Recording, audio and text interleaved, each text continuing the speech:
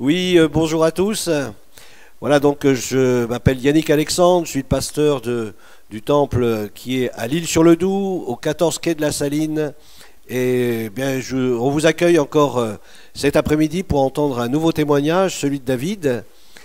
Et j'espère que vous êtes bien disposés à recevoir ce témoignage parce que ça va toucher votre cœur, je le crois. Nous avons prié avant de partager ce témoignage et nous croyons que vraiment Dieu va agir. Et si vous voulez faire une expérience avec Dieu à la suite de ce témoignage, bien faites-le simplement en invoquant son nom comme David l'a fait aussi au cours de sa vie, et vous pouvez aussi le faire vous, là où vous êtes. Et Dieu, il sait toutes choses et il veut vous bénir, il veut vous faire du bien, il veut se révéler à vous, il désire que vous puissiez faire une expérience vivante avec lui. Voilà, donc je suis heureux d'accueillir David. Alors j'espère que tu te sens bien avec nous. Très bien. Voilà, donc tu es avec nous depuis... tu es arrivé quand, samedi? Oui, c'est ça. Samedi, donc tu es chez ta maman ici, pas loin, descendant. C'est ça. Voilà, et puis... bon, c'est plusieurs fois que tu viens dans la région déjà. Oui, ça fait déjà plusieurs fois. Ouais. Ça va, ça te dépayse pas trop? Non, très bien. Alors, tu viens de où, David? Je viens de Chambéry, en Savoie. Chambéry, là-bas, sur les montagnes, les montagnes enneigées. Voilà, c'est Voilà. Donc tu fais quel boulot là-bas? ça. Je suis conducteur poids lourd. Conducteur poids lourd, ça c'est pas trop dangereux? Non, ça va. Avec la neige, tout Non, ça, le ça va. verglas. Ça va, Voilà. ça Ça va. fait combien d'années que tu es là-bas? Ça fait 4 ans et demi. 4 ans et demi, ouais. 4 ans. Ça va, tu t'es habitué alors? Ouais, ça va. Ouais. Bien. Puis ça te plaît bien? Très bien. Là-bas aussi, tu es membre d'une église? Oui, d'une c'est ça. Je assemblée, fais ouais. une église de Pentecôte Elle est où? à Bissy. À Bissy? Voilà, c'est ça. Ouais. à Chambéry. D'accord, ouais. Et le pasteur, c'est C'est Fabien Boinet. Boinet. Boinet. D'accord. Alors il y a aussi des réunions? Oui. Le Oui. dimanche, la C'est semaine? ça, Voilà. Le vendredi soir. Ah, d'accord, super. Puis tu te sens bien dans cette assemblée? Très, très bien. Très, très Voilà, bien. donc si vous habitez cette région, donc on vous invite à aller là-bas, dans cette assemblée, pour découvrir David en chair et en os. C'est ça. Et vous aurez l'occasion de lui poser aussi des questions, et puis peut-être aussi lui demander de prier pour vous si vous avez un besoin particulier.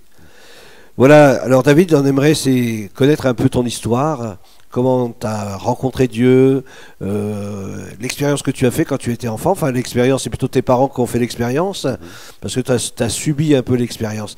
Alors, si tu peux nous donner quelques mots de ce qui s'est passé, que déjà la main de Dieu était déjà sur toi, tes parents étaient déjà chrétiens, je pense. Hein. Oui, c'est ça. Bon, je ne l'ai pas subi, au contraire, c'était, comment ça s'appelle, j'ai bénéficié j'allais dire, des choses chrétiennes, entre guillemets, ce qui pouvait parler à Dieu, exprimer à Dieu. J'ai vraiment grandi dans un foyer chrétien, quoi, on peut dire. Quel âge tu avais quand tu es tombé dans l'eau parce que tu t'es noyé? J'avais 2 ans et demi. Tu étais mort? Alors, j'étais mort. Et c'était déclaré par les pompiers. J'étais déclaré mort, on m'emmenait à la morgue, sur le chemin de la morgue, en fait. Et ils ont essayé de te réanimer, de faire toutes sortes de choses. Exactement, pendant plus de 40 minutes, le pompier qui m'a fait le bouche à bouche, et en fait, j'étais déclaré mort. Quel âge tu avais? 2 ans et demi. 2 ans et demi. Donc c'était dans une mare, c'était dans... Oui, c'était un grand étang. Voilà. D'accord. Voilà. Et puis cette aventure a parlé à ta famille, mais à ton père en particulier. Oui, parce que c'était vraiment un miracle, parce qu'en fait, les médecins, après, mon papa a dit, en fait, si tu redonnes la vie à mon fils, je te suivrai dans le ministère. Parce que ton père ne voulait pas devenir pasteur ou... C'est ça, il voulait être simple chrétien, en fait. D'accord. Donc cette expérience l'a amené à prendre une position et à s'engager dans le ministère. C'est ça, il a pris une décision radicale ce jour-là, parce qu'en fait, en disant cette phrase, en fait, dans l'ambulance qui l'a amené à la morgue, en fait, j'ai poussé un grand cri, je me suis réveillé. D'accord. Ça a dû être une surprise pour les pompiers et ceux qui te conduisaient à la morgue. Bah oui, c'est ça. Donc ils ont fait demi-tour à l'hôpital, et là, bon... Et tu n'avais pas eu de séquelles Ben non, en fait, les médecins ont dit qu'ils avaient retiré plein de vases de mes poumons, et en fait, ils ont dit à mes parents textuellement qu'un enfant de 2 ans et demi, il n'est pas fait pour avaler autant de vases. Donc ils avaient dit que je ne passerais pas la nuit, que je devrais mourir, en fait. Ils avaient dit, en fait, oui, il a poussé un grand cri, il s'est réveillé, mais en fait, cette nuit, ça sera fini, quoi. Alors je crois que ta maman a reçu un message de Dieu à ce moment-là. Vous voyez, elle a lu la voiture qui l'emmenait à l'hôpital, ce chrétien qui l'emmenait à l'hôpital, il y avait marqué « Espère en ton Dieu ». Et je crois qu'il faut toujours espérer en Dieu. La preuve, c'est que le lendemain, en fait, les médecins ont enlevé donc cette vase. Ils pensaient vraiment que j'allais partir cette nuit, hein. Et le lendemain, en fait, j'étais toujours en vie, toujours là, mais encore dans un coma. J'avais les yeux qui tournaient un peu dans tous les sens. Et textuellement, 2-3 jours après, en fait, je suis sorti du coma. Et là, le médecin, il a fait encore de nouveau des radios de mes poumons. Et là, il a même engueulé l'infirmière. Il lui a dit qu'elle s'était trompée de radio et tout. Mais dans la nuit même, en fait, Dieu avait changé vraiment mes poumons. Ils avaient été refaits à neuf. Le médecin, il a dit à mes parents, à ma maman, écoutez, en fait, moi, je suis médecin et je suis athée. Mais il a dit, aujourd'hui, je peux reconnaître qu'il y a eu un miracle. Et il a même employé le mot résurrection. Parce que votre enfant, il dit textuellement, je suis resté à peu près 20 minutes sous l'eau, au niveau du cerveau, au niveau de tout ce qui était, enfin, j'aurais dû être minimum handicapé mental. D'accord. Donc, j'allais dire, les poumons ont été refaits à neuf, le cerveau a de nouveau fonctionné. Donc, ça a été vraiment un miracle dans Donc, c'était une double expérience. Ton papa, donc, ça l'a amené à s'engager dans le ministère. Et ta maman, bien, ça lui a permis d'expérimenter que même si les médecins disent qu'il n'y a plus d'espoir, même si à la limite il y a une lumière d'espoir, ça pourrait être juste un minimum de vie, malgré tout ça, elle a cru, malgré toute l'opposition, malgré tout ce qui aurait pu être dit par les médecins ou... Elle a cru, elle a vu la main de Dieu sur toi. Ça, c'est formidable. C'était pour eux quelque chose d'assez fort comme témoignage. Ah oui, c'est la foi qui augmente quand c'est comme ça, parce qu'elle a mis sa foi en action, parce que les médecins, ils avaient dit que je ne vivrais pas. À la fin, quand je suis sorti de ce coma, même avec les poumons refaits, ils avaient dit, vous savez, votre enfant, ça sera une petite nature et tout. Fragile. Ma maman a vraiment cru que d'espérer en Dieu jusqu'au bout, en fait. Il faut vraiment espérer en Dieu jusqu'au bout. Elle a dit, en fait, ça, je le conseille à personne. Ils avaient donné un gros tas de médicaments à mes parents, parce que je serais vraiment un petit être fragile. Et ma maman a décidé de mettre ça à la poubelle. Elle a dit, écoute, en fait, je fais confiance à Dieu maintenant. Ça c'est parce qu'elle l'a reçu personnellement, une conviction. Je conseille ça à personne, c'est vraiment une conviction. Et à partir de là, en fait, elle avait dit que je serais apparemment une petite crevette. Donc apparemment, ça va, je me porte bien, 1m87, 92 kilos. Une grosse crevette. Voilà, c'est une grosse crevette, on peut dire ça. Mais alors, donc, ton papa, donc, il est rentré dans le ministère, il a implanté plusieurs églises en France. Il a été à l'origine donc de plusieurs œuvres qui existent encore pour la plupart aujourd'hui. Hein, tu as des noms d'églises qu'il a pu ouvrir? Oui, alors au Puy-en-Velay. Le Puy-en-Velay, voilà. Oui. Et bien sûr en Chaumont, en Haute-Marne. En Haute-Marne, oui. Et puis papa a fait beaucoup d'évangélisation avec. On avait un propre chapiteau. J'ai grandi avec j'étais enfant. Papa montait le chapiteau et faisait des évangélisations là où il allait, dans les villages et tout. Et il priait pour les malades aussi. Et il priait pour les malades. Et il y avait des guérisons. Et il y avait des guérisons. Vraiment, c'était quelque chose de magnifique, quoi. Est-ce qu'il y a une guérison qui t'a étonné en tant qu'enfant, où ton père a prié pour quelqu'un et puis tu as eu quelque chose qui s'est passé Alors particulièrement, j'allais dire, malheureusement c'était des cancers, des choses comme ça, où Dieu avait mis sa main, où en fin de compte la personne se rétablissait magnifiquement, quoi. Hein. Mais par cela, c'est pas la guérison qui m'a après que j'ai suivi vraiment Dieu. En fait, c'est pas ce que je voyais en fin de compte, parce que j'allais dire. Notre chair, elle est quand même faible. En tant qu'enfant, on veut vivre sa vie, quoi. Mais tu avais plusieurs frères et sœurs? Oui, alors on est 6 garçons, 5 filles. On est une grande famille. D'accord. Et tu t'es converti tout jeune? Oui. Oui. On suivait nos parents, quelque part. Ah, donc ça, c'est pas une conversion, c'était plutôt un suiveur. C'est ça, c'était plus un suiveur, on suivait nos parents. Ouais. Mais quelque part, en fait, j'étais quand même, j'ai fait mes études de garde forestier, je voulais être dans la nature. J'ai toujours vu la création de Dieu, j'étais toujours bien au niveau quand j'étais en forêt et tout. J'étais vraiment en paix, quoi. Tu as vraiment la notion de Dieu, parce que tu été éduqué dans les choses de Dieu, oui. À travers de la Bible, etc., prier avec les parents, avec les frères et sœurs. Donc tu avais quand même t'avais une religion. Oui. Évangélique. Oui, voilà, c'est ça. Une bonne religion évangélique, tu as vu des choses, tu as vu des personnes aussi être changées, transformées. Mais est-ce que c'est à ce moment-là, dans cette période-là, où tu as fait vraiment une rencontre avec Dieu, comme on appelle la nouvelle naissance? Alors une vraie rencontre, en fait, moi j'ai voulu vivre ma vie en tant que jeune. J'avais 19-20 ans, j'ai rencontré une jeune fille. Donc elle est tombée enceinte, et donc je me suis marié avec cette fille. J'ai eu 2 enfants, 2 filles. C'était pas la volonté de mon papa, voilà. Donc des fois on fait un peu. Toi tu t'es un peu écarté de l'église. Je me suis écarté de l'église. J'ai voulu faire vivre ma vie en fait, comme un jeune, quoi. Mais tout en ayant cette conscience de Dieu. Voilà, c'est ça. Mais j'ai jamais oublié vraiment Dieu, parce que je savais que Dieu existait. Oui. Et donc ça a été... Et là, tu as connu un échec. Et là, j'ai connu un échec. En fait, j'ai divorcé. Donc j'ai vécu 14 ans avec cette femme et voilà, c'était la mère de mes enfants. C'était un brisement pour toi C'était un brisement, c'est surtout de perdre la garde de mes enfants, de mes deux filles. Il y avait déjà, dans le couple, ça n'allait pas, ça n'allait plus. Oui, ça s'est fait, j'allais dire, textuellement, ça s'est fait... ça s'est arrêté subitement, quelque part. Hein, voilà. D'accord. Ouais.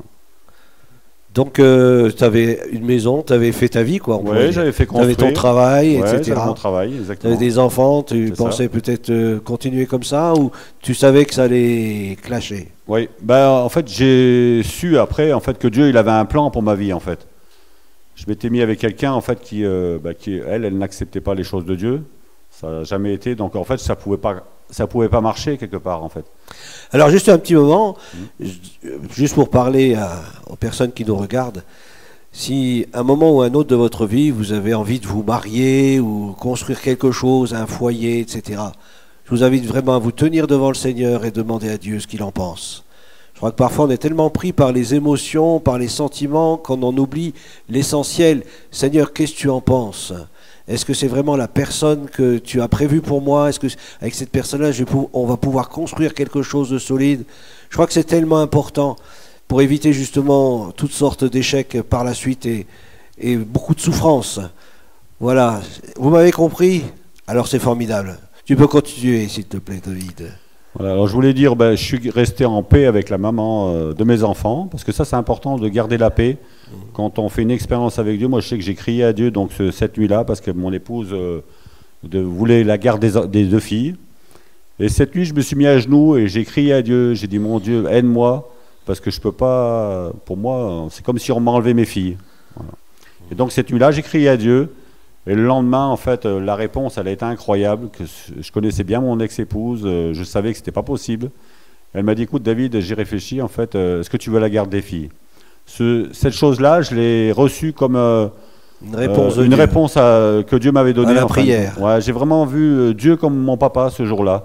C'est-à-dire que malgré ta situation, parce que je crois que c'est important aussi que les gens qui nous regardent ils le comprennent, malgré ta situation où tu es, entre guillemets, dans le péché, hein, puisque, oui. Voilà, et même là, tu as invoqué Dieu et Dieu est venu à ton secours. C'est vrai que la Bible dit que lorsque le malheureux crie, l'Éternel l'entend. C'est ça. Et je crois que de la bonté de Dieu, de la miséricorde de Dieu, malgré ma vie qui n'est pas forcément conforme à sa volonté à lui, quoi.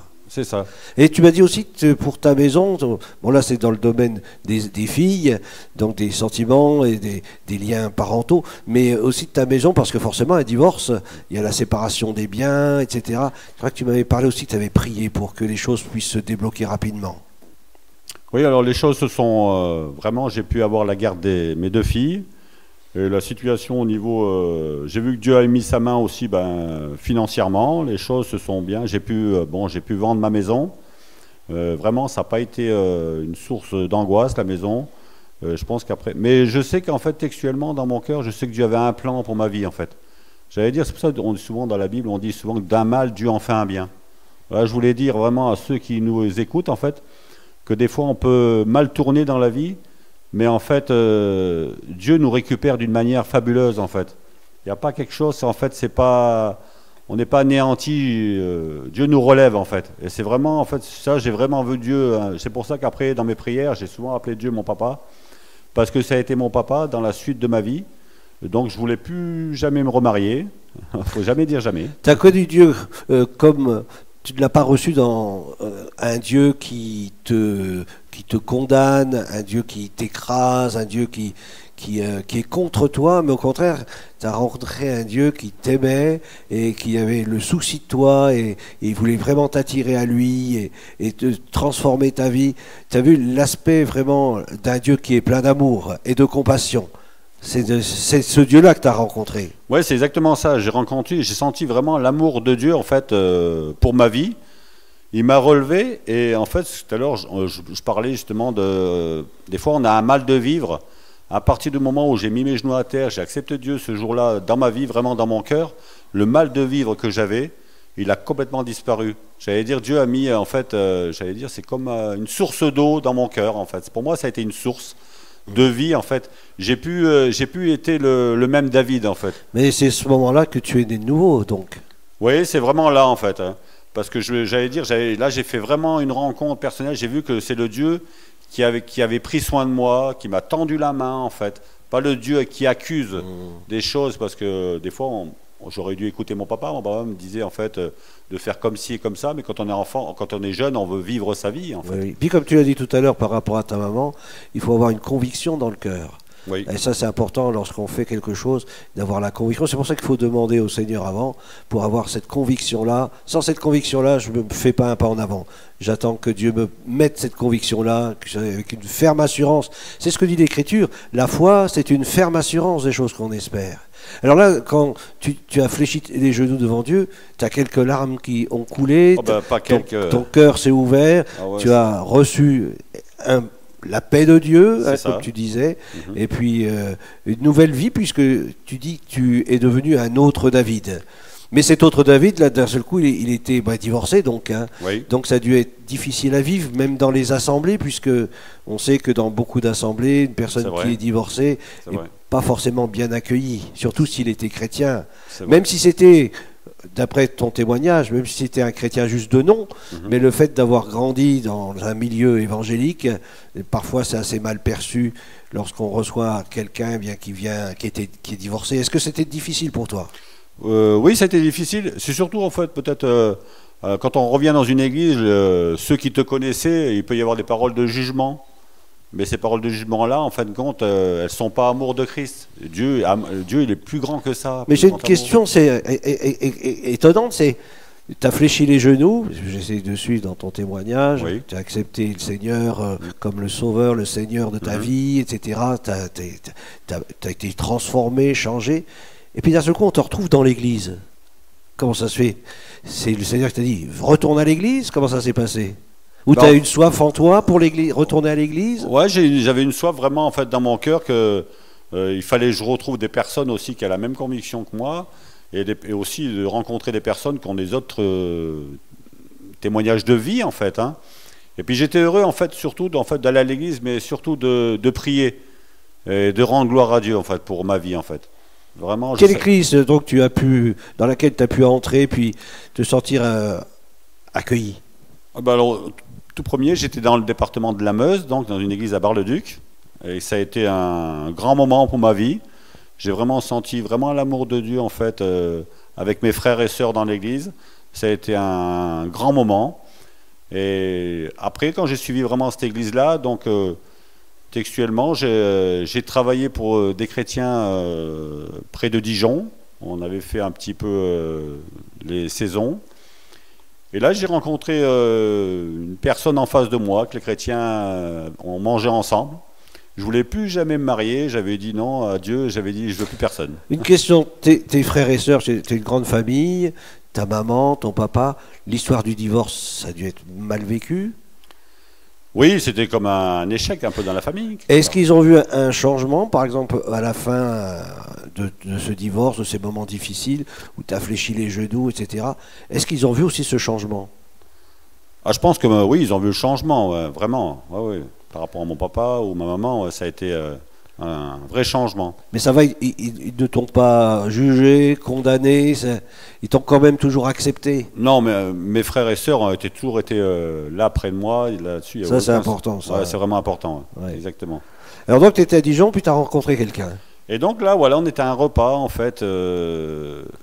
Et en fait, à ce repas, en fait, cette jeune femme, en fait, elle avait quasiment mon âge, exactement pareil. On était du même âge, de même année. Et en fait, en lui disant au revoir, en fait, j'ai senti la paix, une paix incroyable, quoi, que j'avais jamais expérimentée. J'ai même levé les yeux au ciel ce jour-là et j'ai dit ah non, Seigneur, c'est quand même pas elle, parce que j'étais pas parti pour faire un départ. Mais en fait, Dieu savait que je pouvais pas rester seul. Et donc cette jeune femme, en fait, on s'est appelé. Elle était chrétienne aussi. Elle aussi était passée par un moment difficile dans sa vie. Et en fait, elle est rentrée et elle aussi, elle a senti la paix comme moi, en fait. D'accord. Vraiment, ça a été, on a été les Vous deux. avez reçu une conviction Oui, dans votre cœur, dans Ouais. vos cœurs. exactement, ouais, exactement. Et donc après, plus tard, ben, on s'est rencontrés, on a discuté beaucoup au téléphone. Je crois qu'on a passé des heures au téléphone. Je pense que c'était vraiment l'amour qui naissait. Mais c'est surtout quand je me suis marié, j'ai vraiment rencontré. Je sais que Dieu, il sait tout en fait. J'ai vraiment rencontré une épouse selon mon cœur. Ce qui me manquait dans mon cœur, ça, je peux dire aux internautes aujourd'hui, que tous ceux qui regardent, en fait, que Dieu, il nous remet quelqu'un sur notre chemin, que rien n'est jamais fini en fait. Dieu, c'est un Dieu rempli de grâce. Je pense que c'est vraiment ça, c'est vraiment la grâce de Dieu.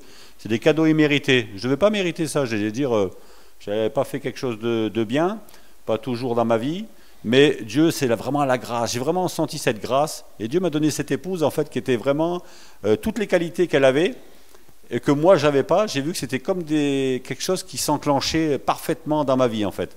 Et là, j'ai vu vraiment ce Dieu créateur, j'allais dire, vraiment ce Dieu qui crée, en fait. Et l'espoir, en fait, dans ma vie était revenu. Mais est-ce que c'était réciproque Ah, c'était complètement réciproque avec mon épouse. Mon épouse, en fait, c'était vraiment... elle me disait souvent, elle me dit, mais c'est incroyable, on a l'impression qu'on a le même cerveau. Des fois, on réfléchissait pareil, les mêmes...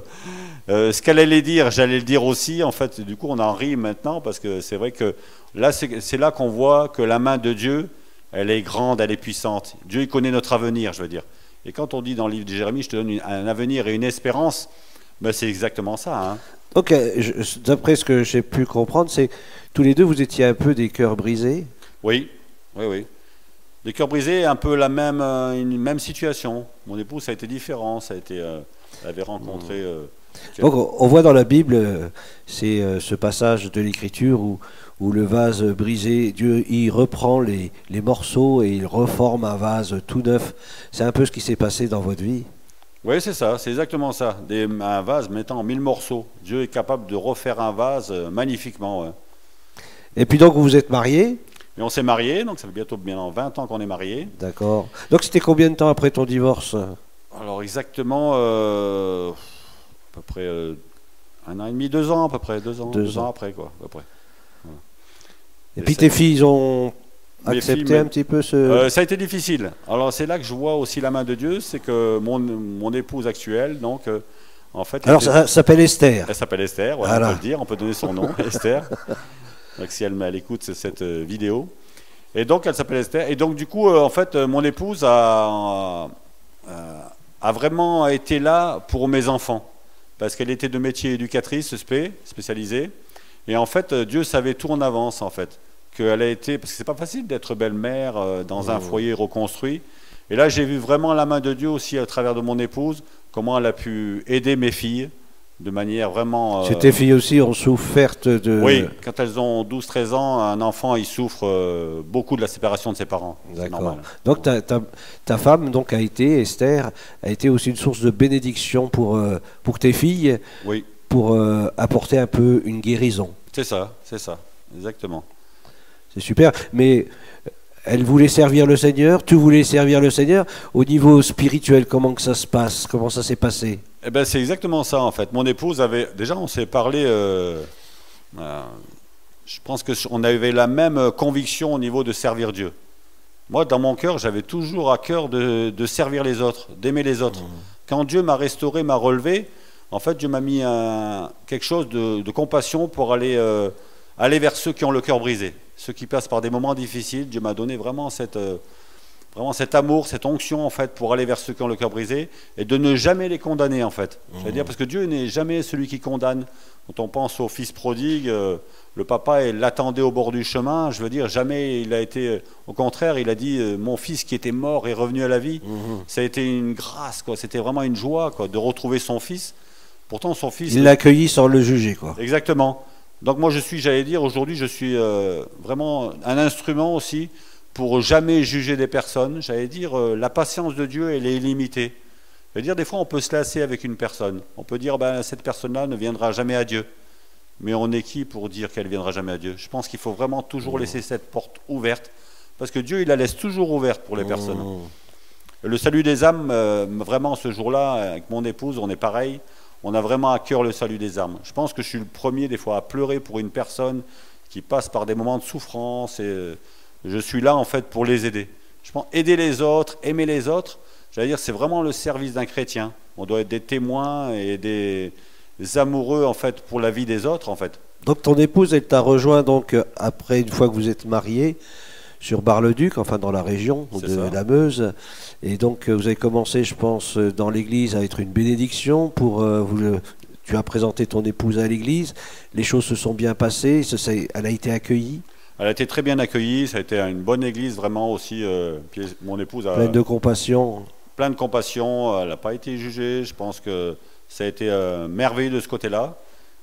Et après, on a travaillé ensemble. J'allais dire, moi j'avais un permis poids lourd, je pense qu'on peut peut-être en parler. J'avais un permis poids lourd et j'ai toujours pensé que mon permis poids lourd servait que pour mon patron directement. Et un jour, je m'étais mis en colère sur la route. J'ai dit, mais mon Dieu, j'avais dit à Dieu, mais à quoi sert mon permis poids lourd?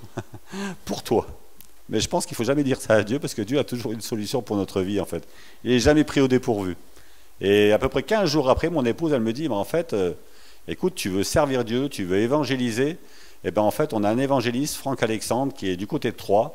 Il a 4 camions à disposition. Il cherche des chauffeurs pour partir dans les pays de l'Est. C'était à la Pologne, il y avait la Roumanie, la Hongrie. Il faisait plusieurs... Faire des missions d'évangélisation. Exactement. C'était des camions un peu particuliers. Oui, c'était des camions, on appelle ça des camions podium. En fait, on pouvait déplier la structure, en fait, pour pouvoir, en fait, il y a une estrade et on pouvait y avoir, donc il y avait tout, il y avait la sono et on pouvait amener des mimes, des sketchs et parler d'un Dieu d'amour, en fait. Donc tu es parti un peu dans plusieurs pays? Oui, on est parti en Pologne, on a fait principalement beaucoup la Pologne. On a fait bien sûr aussi toute la France, on a fait le sud de la France, on a fait dans plusieurs villes en France, dans le sud. Et tu faisais que conduire? Comment que ça Non, alors justement c'est ça qui est merveilleux, c'est qu'au départ avec Dieu on part en tant que conducteur. Je suis parti comme conducteur en fait dans ce camion, mais quand Dieu en fait nous appelle à service, fur et à mesure Dieu nous forme pendant le voyage, j'allais dire. C'est vraiment une formation. Au début on m'a demandé d'amener, de parler, et à un moment donné je priais pour ceux qui étaient dans la foule. Et je demandais à Dieu de les aider. Donc quand l'évangéliste faisait des appels. Exactement. Donc tu faisais partie des personnes qui étaient désignées pour prier pour les gens, ça. Pour les accompagner dans leur premier pas vers le Seigneur, pour accepter Christ, et aussi pour prier pour les malades. Exactement. On priait pour les malades. Et en fait, on donnait en fait ce que Dieu nous donnait en amour, en fait. On le déversait, j'allais dire, sur... Une question, c'est... selon le parcours que tu as traversé, peut-être il y a des gens qui diraient moi je pourrais pas, je suis pas digne de prier pour les gens. T'as pas eu cet état d'esprit-là? T'en as été délivré ou... Oui, je pense qu'en fait non. En fait, quand le Seigneur m'a restauré, relevé, il m'a donné les forces nécessaires pour aller vers les autres. En fait, j'étais pas quelqu'un qui était abattu. J'allais dire pour ça, j'allais dire Franck Alexandre, l'évangéliste, disait toujours David. Mais tu étais baptisé du Saint-Esprit? Oui, j'étais baptisé du Saint-Esprit. À quel moment tu étais baptisé du Saint-Esprit? Alors, j'étais baptisé du Saint-Esprit en étant plus jeune, donc largement avant ton mariage. Avant mon mariage, en fait, dans une église un jour, en fait, j'étais amené. Ce jour-là, j'ai parlé en langue. D'accord. Ouais, donc ça veut dire que tu es né de nouveau, donc assez jeune alors. Oui. Lorsque tu as vécu ce temps de divorce, suite justement à ton éloignement du Seigneur, et ce retour à Dieu, Dieu t'a comme renouvelé. Oui, c'est ça. Il m'a renouvelé plus profondément et t'a transformé plus profondément. Exactement. En fait, ça s'est passé en fait dans une réunion un jour en fait. C'était en Belgique en fait, et je crois que c'était en Belgique. J'étais dans cette réunion et en fait le pasteur qui me connaissait pas est venu en fait à mes côtés. Il m'a parlé droit dans les yeux. Il m'a dit comme s'il connaissait. J'ai vu Dieu parler à travers ce pasteur. Il m'a dit en fait tu iras vers ceux qui ont le cœur brisé. J'allais dire qui peut restaurer, relever des cœurs brisés si c'est pas celui qui est passé par déjà un brisement en fait. Oui. Parce qu'il sait en fait exactement. Dieu te donne les bonnes méthodes au bon moment pour les gens. Et surtout un grand amour. C'est-à-dire je suis quelqu'un qui donne un grand amour aux personnes parce que je sais que je méritais rien en fait. Et tous ceux sur la terre, personne ne mérite quelque chose, mais Dieu il donne par grâce en fait. Et cet amour en fait, j'essaie de le partager quoi. C'est exactement ça. Donc tu es un vase qui est trop plein, tellement plein, qui veut se déverser sur les autres. Ouais, c'est beau, c'est exactement ça. C'est exactement ça. Et tu as vu des effets, parce que c'est bien qu'on ait ce sentiment-là, mais les personnes pour qui tu pries ou que tu accompagnes, est-ce que tu as vu quelque chose qui se passait de surnaturel? Oui, c'était vraiment du surnaturel, parce qu'en fait, le Seigneur m'avait donné des paroles de connaissance pour leur vie. Je ne les connaissais pas, mais quand je les voyais, je disais, Seigneur, qu'est-ce qu'il y a pour leur vie? Est-ce que tu peux nous donner un témoignage? Oui, on peut en témoigner. Il y a beaucoup de personnes où, quand on était sur un terrain de mission, je me rappellerai cette terrain de mission en Belgique, où j'avais dit au Seigneur, tu vois, cette grande place en Belgique, à Liège, j'avais dit, Seigneur, envoie tous ceux qui souffrent sur la terre. Fais-les passer par on avait mis notre camion devant, notre bus, pardon, c'était à ce moment-là, c'était un bus ce jour-là, avec un café, on invitait les personnes à monter dans le bus quand on priait pour eux. Et j'avais dit, Seigneur, fais traverser toutes ces personnes qui souffrent sur la terre, fais-les venir à notre rencontre, et qu'on puisse leur parler de l'amour de Dieu. Et ce jour-là, en fait, le Seigneur nous disait des paroles de connaissance pour une personne, je me rappelle, cette jeune femme, qui avait un poids sur ses épaules. Et là, le Seigneur me disait, en fait, dis-lui qu'elle porte le deuil de sa maman, toute seule. Pourtant, elle a 2 autres sœurs au-dessus d'elle. Et j'ai vu la compassion, l'amour pour cette personne. Tu n'étais pas au courant de tout ça? Non, je n'étais pas du tout au courant. Hein. D'accord. C'est vraiment des mots que Dieu donnait. C'est des révélations. C'est des révélations, exactement. Et j'ai vu vraiment l'amour, à ce moment-là, Dieu, quand on priait pour cette personne, j'ai vu vraiment l'amour de Dieu qui l'a consolée immédiatement. Mais elle a acquiescé tout ce que tu as dit? Elle n'a pas dit, ah ben non, j'ai pas de sœur? Non, elle a acquiescé carrément, elle a dit vraiment exactement, c'est exactement ça, c'est parfait en fait. Hein. Ce que Dieu révélait en fait par ma bouche, c'était vraiment ce qu'elle vivait actuellement en fait. Donc cette chose-là, en fait, ce jour-là, ça a été facile en fait pour elle de voir que Dieu existait en fait. Quelque part, Dieu se manifestait d'une manière... Oui, parce qu'on peut trouver des gens qui ont une certaine psychologie et en regardant une autre personne, on peut se dire, oui, elle a tel ou tel problème, mais ça c'est l'esprit humain. Vrai. Mais quand c'est l'Esprit divin, il révèle des choses que Dieu seul, enfin que nous on ne connaît pas, mais que Dieu connaît, et que la personne à qui on va parler, elle aussi connaît. Et c'est là qu'on voit la différence, quand c'est divin ou quand c'est humain. Et quand c'est divin, comme tu viens de le dire à l'instant, la personne qui entend ces paroles, elle est choquée, parce qu'elle est surprise, et c'est là qu'elle prend conscience que Dieu est réellement vivant. C'est ça. Et cette personne, comment elle a vécu cette expérience? Mais en fait, après, textuellement, en fait, on avait prié pour elle, et après, bien sûr, elle a pris l'adresse de l'église pour s'y rendre, en fait. Hein. Les personnes ont été vraiment impactées, mais d'une manière où, d'un seul coup, en fait, ils se sont rendus compte que vraiment Dieu existait, et que Dieu pouvait être et vraiment la solution pour leur vie. C'est ça qui était important. Donc ça t'est arrivé sur plusieurs champs de mission? Pas seulement qu'en Belgique, en d'autres endroits? Non, plusieurs champs de mission. Après, je raconte encore une histoire qui s'était passée au Havre aussi. Cette histoire, c'était véritable, c'était magnifique. Non, c'était en Belgique, pardon. Celle-là, c'était encore aussi en Belgique. Et en fait, cette histoire, c'était l'histoire on montait le buste devant un quartier. Et devant ce quartier, en fait, le pasteur m'avait dit, oh, tu sais, David, ce serait bien d'aller plutôt là où il y a la foule, au centre-ville et tout ça. Et nous, on s'était mis à l'extrémité, près d'un stade de foot, dans une rue. Mais Dieu sait vraiment où mettre ce bus, en fait. Et donc, on l'a mis devant une maison, devant ce bus. Et là, moi, ce jour-là, je me rappelle, on était en train de prier. Et j'ai dit, mon Dieu, tu as mis ce bus devant cette maison. Est-ce qu'il y a quelqu'un à parler de toi dans cette maison? C'est incroyable que tu le mets devant cette fenêtre. Et là, vraiment, le Seigneur me dit, bah oui, en fait, il y a quelqu'un dans cette maison. Il y a une jeune fille qui est en pleurs. Dieu te révèle qu'en fin de compte, qu'il y a une jeune fille qui est en pleurs dans ce canapé, qui souffre, en fait, d'une manière terrible, en fait. Et du coup, j'ai dit, Seigneur, mais comment je vais faire pour rentrer dans cette maison? Le Seigneur me dit, bah, tu vas sonner, et la maman va t'ouvrir et elle va t'amener à l'intérieur, textuellement. Et ce qui s'est passé, ce que Dieu me disait, en fin de compte, ça s'est exactement passé pareil, exactement ce que Dieu me disait, enfin, ça s'est vraiment passé de la même manière. Et donc, j'ai sonné, et dans cette maison, il y a une maman, elle m'a pris, elle m'a tiré, ah, monsieur, vous êtes les messieurs qui parlent de Dieu en face? Ben, je dis oui. Ah ben, rentrez. Du coup, elle m'a ramené à l'intérieur. Et là, sur ce canapé, je rencontre une jeune fille qui est en pleurs. Vraiment d'une tristesse incroyable. Et là, vraiment, à ce moment-là, le Seigneur, il me dit, il me révèle tout ce que cette jeune fille a passé dans sa vie, en fait. Sur le trajet de l'école, elle a subi le crachat, les injures, toute la maltraitance, c'est-à-dire du harcèlement, hein, quelque part, c'est un peu ça. Et en fin de compte, cette jeune fille a acheté des cadeaux pour avoir des amis à l'école. Ah oui. Et Dieu me disait, mais dis-lui qu'en fin de compte, que je suis ce cadeau merveilleux pour sa vie. Le soir, le Seigneur me disait, mais dis-lui que je vois qu'elle dessinait un arc-en-ciel avec des couleurs vraiment magnifiques. Et Dieu me disait, en fin de compte, dis-lui que je suis cet arc-en-ciel dans sa vie, que je peux mettre des couleurs dans sa vie des choses qui sont noires dans sa vie, j'ai pu mettre des couleurs merveilleuses. J'ai vu le Seigneur ce jour-là jouer avec elle comme on pouvait voir un tennisman qui joue ensemble. Dieu renvoyait la balle, mais d'une manière vraiment douce, d'amour. La jeune fille, à ce moment-là, elle s'est mise en pleurs. Et là où c'était le plus merveilleux, le Seigneur, des fois, il me dit d'être précis, encore plus précis. Le Seigneur me dit, mais dans cet arc-en-ciel, elle dessine aussi des petits oursons en cet arc-en-ciel. Et là, à ce moment-là, elle fond en larmes. Elle dit, mais quel est ce Dieu qui voit vraiment toutes ces choses? Et là, donc, j'ai parlé de ce Dieu d'amour qui voyait vraiment les couleurs, tout ce qu'elle mettait dans cet arc-en-ciel. Et ce jour-là, à ce moment-là, le Saint-Esprit m'arrête. Il me dit, mais on a crié à moi dans cette maison. Et là, moi, je suis éberlué. J'ai dit, mais je vois la maman. Je vois que la maman qui a pu crier. J'ai dit, madame, est-ce que vous avez crié à Dieu? Elle m'a dit oui, parce que sa fille allait mettre fin à ses jours, en fait. Et 2 jours après, on montait le bus. Elle m'a dit oui. J'ai dit à Dieu, 2 jours avant que vous venez, j'ai dit, Dieu, si tu existes, sauve ma fille. Cet appel, j'allais dire, il a été entendu de Dieu. Parce que Dieu avait décidé 2 jours après que la mission serait en face de cette maison. Et ça a été un moment fabuleux dans mon cœur.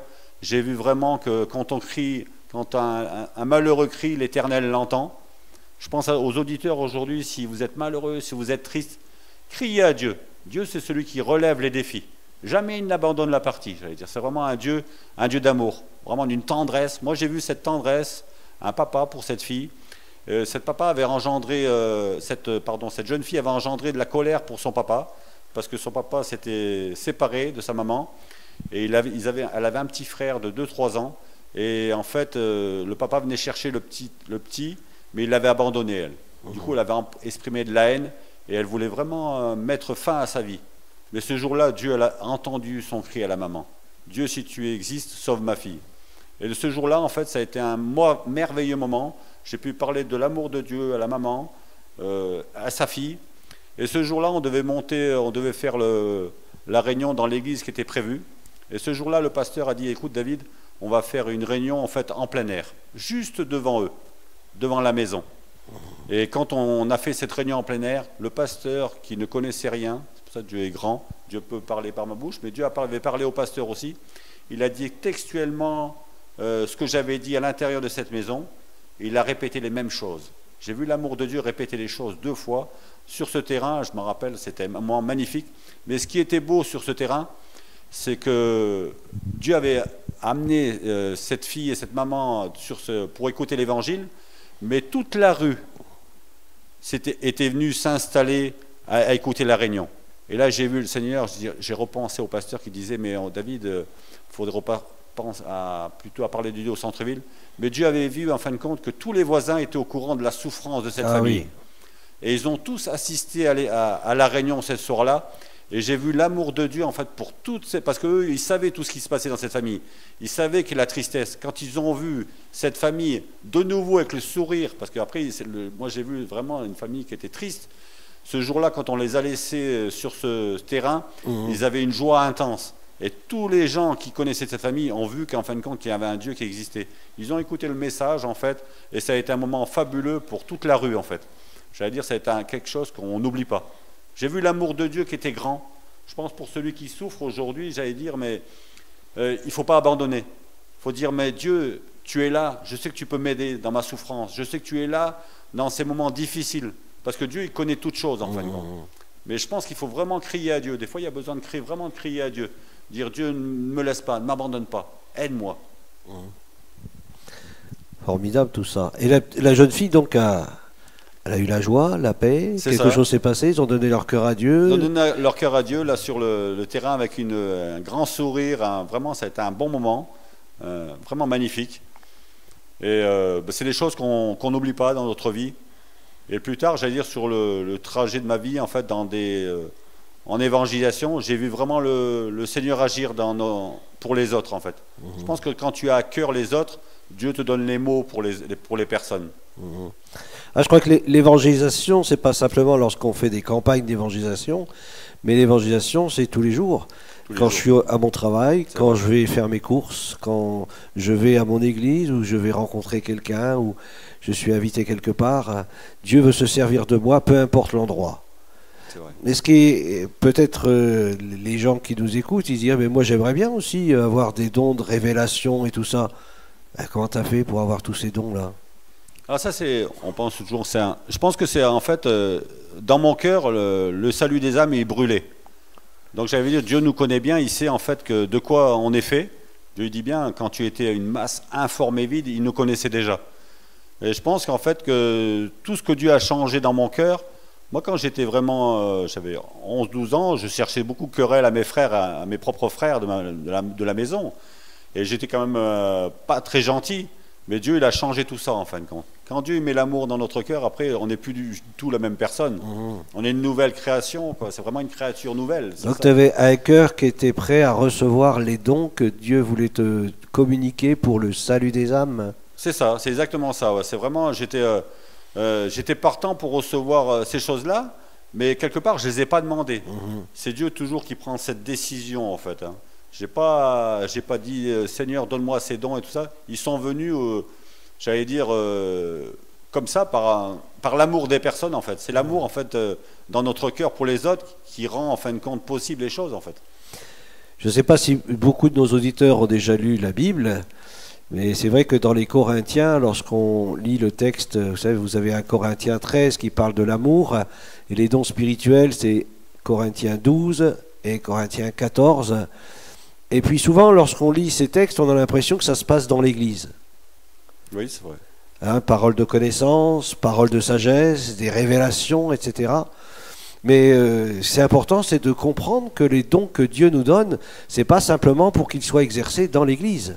C'est des dons qu'il nous communique. D'ailleurs, la Bible le dit, c'est l'Esprit qui donne à l'un une parole de sagesse, à l'autre une parole de connaissance, etc. Et ça, je crois que on a besoin aussi de réaliser que les dons spirituels ne sont pas exclusivement réservés dans les milieux où l'Église se rassemble. Mais on peut aussi exercer les dons spirituels, je pense pour la guérison. Jésus, il allait de lieu en lieu, guérissant des malades, chassant des démons, etc. L'Église, je crois qu'elle a besoin de sortir un peu de ce confort. Je pense que les campagnes d'évangélisation où David a pu assister, a pu vivre, ça a aidé à développer, à manifester les dons de l'Esprit, parce qu'ils sont sortis de leur zone de confort, ils sont allés vers les perdus, vers ceux qui étaient dans le besoin, et c'est là où les dons se sont manifestés de plus en plus, là où on voit des guérisons, des révélations, etc. Et je pense qu'on commence à servir Dieu dans un bon état d'esprit, avec un cœur plein d'amour, de compassion, de miséricorde, de bonté, avec le cœur de Dieu tout simplement. Eh bien, le Saint-Esprit nous accompagne et c'est lui qui nous conduit dans la moisson. Ça, c'est formidable. Et tu as vécu ça pendant longtemps ? Jusqu'à encore maintenant et encore tous les jours pendant mon travail, j'allais dire, Seigneur, mais je prie souvent quand je suis sur mon travail de mettre des personnes sur ma route. Et Dieu agit exactement pareil. Des fois, je demande 2, 3 personnes. J'ai 3 personnes à parler de Dieu sur mon trajet. C'est quelque chose, et des personnes souvent qui souffrent. J'allais dire, le don que Dieu m'a donné, enfin, c'est aller vers ceux qui ont le cœur brisé. C'est ceux qui passent vraiment par des moments difficiles. C'est vraiment, je pense à une personne que j'ai vue il n'y a pas tellement longtemps, justement. Vas-y, continue. Que cette personne-là, en fait, un jour, je livrais. Et cette personne-là était en pleurs dans ce magasin, dans la réserve, en train de pleurer. Et là, mon cœur, j'allais dire, il tressaille, en fait, c'est quelque chose. Et du coup, j'ai dit, mais qu'est-ce qui se passe? Elle me dit, écoute, en fait, mon papa veut mettre fin à ses jours, parce qu'il a une maladie, il veut mettre fin à ses jours, et elle dit, je suis au travail, mais elle dit, je ne suis pas tranquille. Et je sais qu'il veut se tuer, il veut mettre fin à ses jours. Donc, du coup, j'ai dit, écoute, tu sais, je voulais te partager que je suis croyant. À cause d'une maladie, tu disais. Hein. Exactement, à cause d'une maladie. Donc, il ne voulait pas se faire voir... Aujourd'hui, c'est légal, hein, se mettre fin à ses jours quand on a une maladie assez grave. Même celui qui est malade, avec le consentement des proches, ça peut aller très vite. Mais il y a d'autres solutions que celle-là. Il y a d'autres solutions, c'est exactement ça. Donc, du coup, j'ai dit, écoute... Parce que je lui ai dit que j'ai témoigné comme quoi j'étais croyant, que je croyais en Dieu, puis il y a vraiment Dieu qui peut faire quelque chose pour son papa. Et du coup, j'ai prié pour elle ce jour-là. J'ai dit, écoute, à la maison, quand je vais rentrer, je vais encore prier pour ton papa. Avec mon épouse, on a prié pour cette personne. On était en train de manger après le repas, on a prié pour cette personne-là. Et j'ai revu cette personne-là, peu de temps après, à peu près 2-3 mois. Et du coup, j'ai dit, mais comment tu vas? Elle était souriante et tout. Elle me dit, écoute, en fait, il y a eu une réponse à la prière. Mon papa va beaucoup mieux. La maladie s'est résorbée. Et mon papa ne veut plus se suicider. Et à la maison, maintenant, c'est tranquille. Et maintenant, je suis en paix. Donc j'ai pu témoigner, en fin de compte, que Dieu existait et Dieu pouvait faire encore des miracles. Dans la maladie, j'allais dire, il faut vraiment prendre conscience que Dieu peut tout faire, en fait. Gloire à Dieu, oui. Ça, c'est tellement important. Et ton épouse, donc, elle te suivait en mission. Elle faisait quoi, ton épouse? Alors, mon épouse, elle faisait... alors, ça fait drôle de dire ça. Mon épouse faisait le clown. Alors, elle faisait le clown au bon sens, en fait. Elle s'occupait des enfants, elle s'est déguisée en clown, en fait.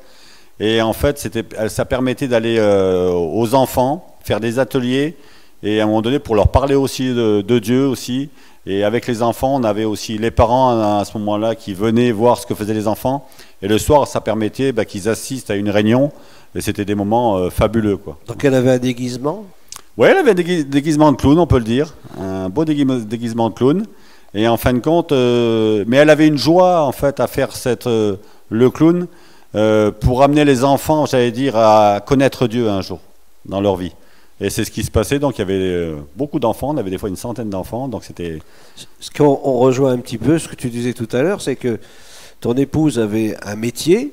Hein, oui. C'était quoi son métier? Éducatrice spécialisée. Voilà. Toi, tu avais aussi un métier, oui. Chauffeur poids lourd. C'est ça. Et au travers de vos métiers, vous les avez mis au service de Dieu et vous êtes devenu une bénédiction pour l'Église en général, puisque ces métiers ont été utiles pour l'œuvre de Dieu. Oui, c'est pour ça, en fin de compte, il n'y a pas de sous-métier que Dieu ne peut pas utiliser. J'allais dire, on peut dire ça aussi. Parce que des fois, je veux dire, Dieu peut utiliser quelqu'un qui fait une haie, un jardin pour quelqu'un. Et en fin de compte, derrière cette haie, derrière ce jardin, il y a peut-être une personne que le Seigneur il veut sauver, en fait. Qu'il aime d'un grand amour, j'allais dire. Donc, je veux dire, il n'y a pas de métier. Dieu fait... En fait, Dieu, il veut savoir si notre cœur, il est disponible. Et avec mon épouse, on avait un cœur disponible pour Dieu.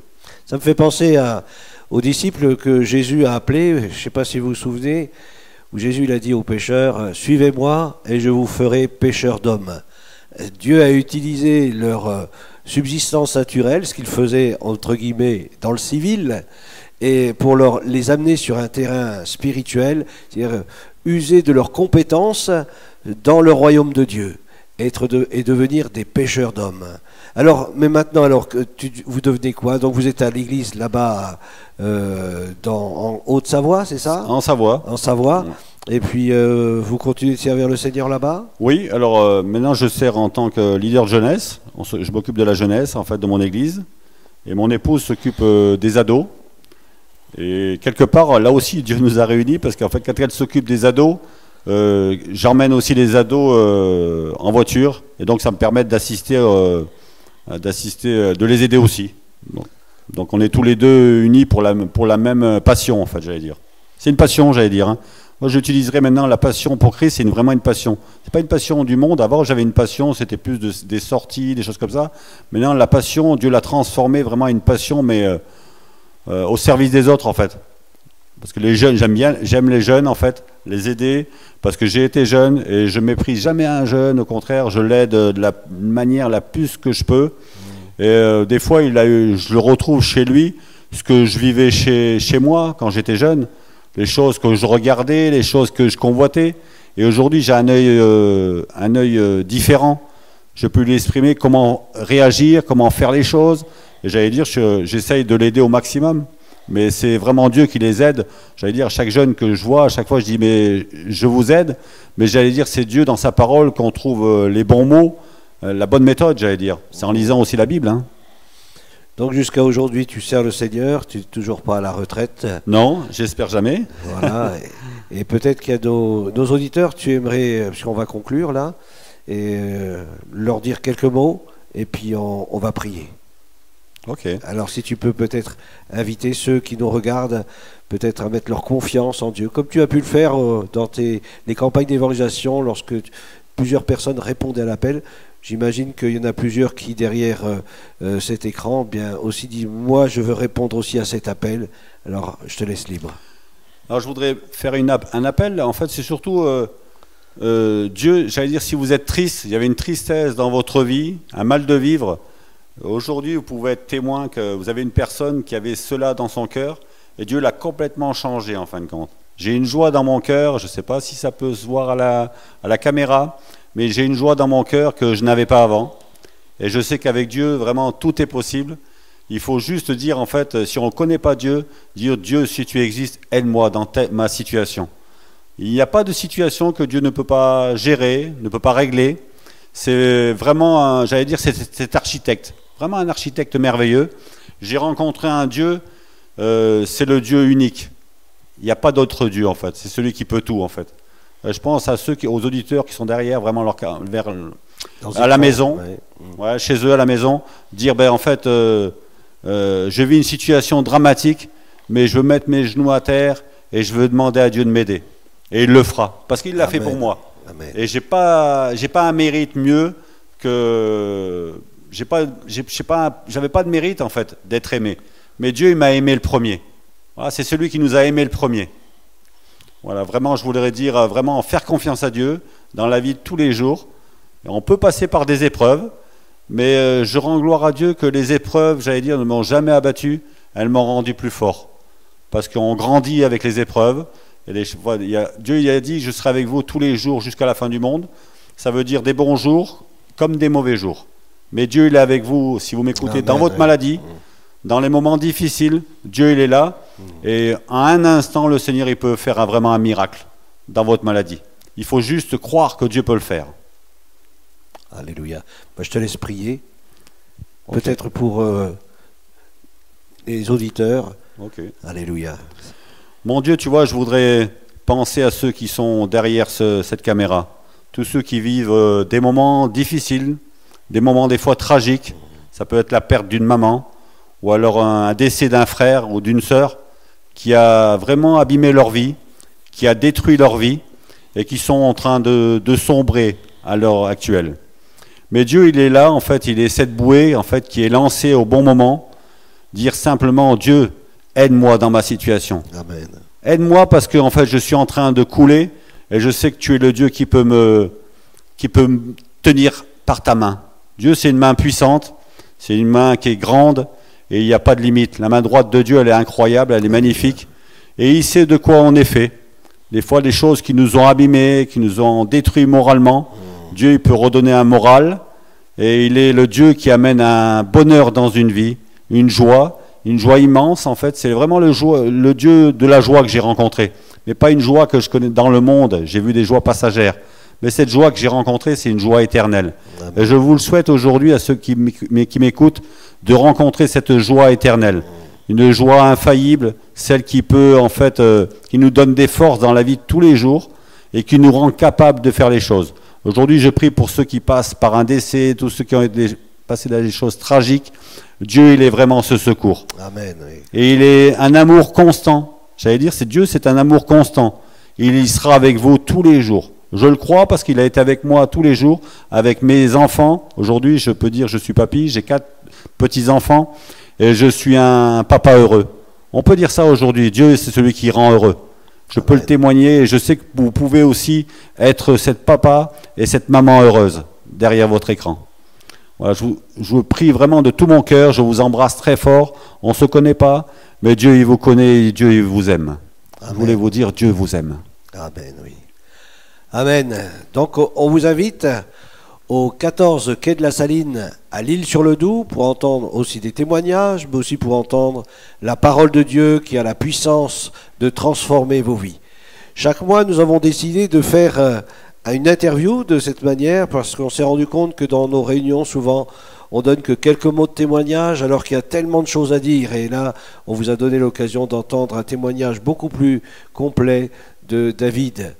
Alors, chaque mois, on a un témoignage comme cela. Le mois prochain, il y aura un autre témoignage. Et je vous invite vraiment à venir régulièrement sur notre chaîne YouTube. On a aussi les prédications du dimanche, du mercredi soir, l'étude biblique. Vous puissiez recevoir de la part de Dieu ce dont vous avez besoin. Et venez nous rendre visite.